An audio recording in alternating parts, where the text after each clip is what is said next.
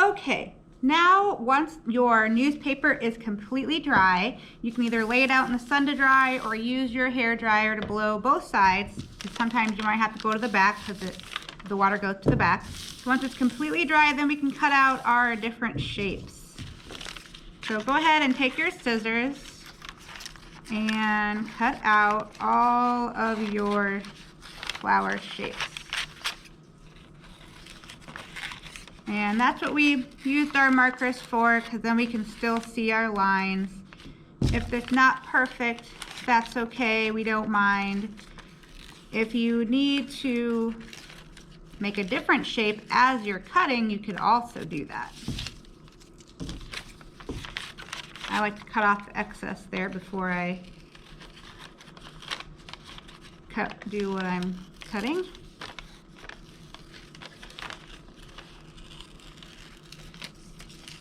I like to go just inside the line so I don't see the line, but the line is there to guide you.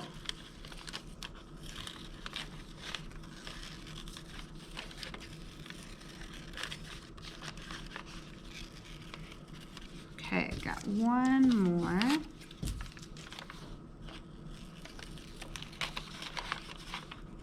See, I'm cutting this particular flower a little bit differently than my lines are, but that's okay, because remember, our lines are just there as guides. So you can either cut exactly on the line, or you can give yourself a little wiggle room and make a new design. Okay, so now once I have all my pieces cut out, I'm going to assemble them on my paper. So I chose a nice bright orange color to really make my watercolor stand out. You can choose blue if you want to make it look like the sky, or any color that you want, or a blank piece of paper. It's really up to you. But I wanted to make it look really nice against this bright orange color.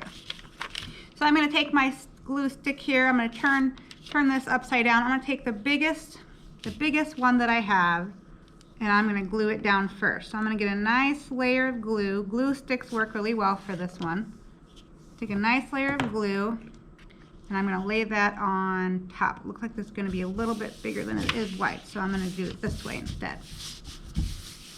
So there's my first layer, and I'm going to put this other one on top. Looks like I'm almost out of glue here.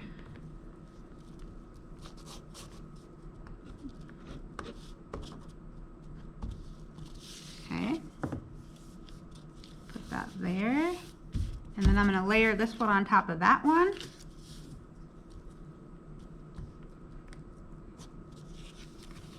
Like that.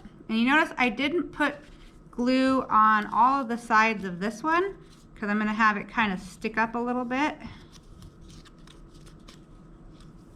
And then last but not least, I'm going to put this one on, right in the middle.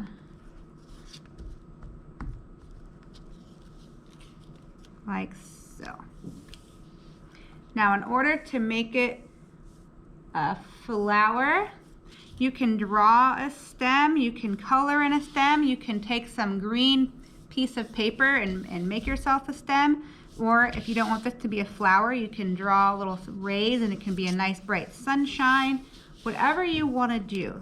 I'm going to just draw in my stem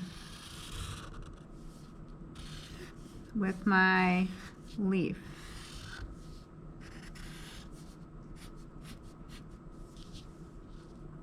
Just so you get an idea of what I did. So you can do it just like me or a little bit different. You can draw it, you can color it, you can paint it, or you can choose another piece of paper to put there, or you can even make your stem out of your newspaper.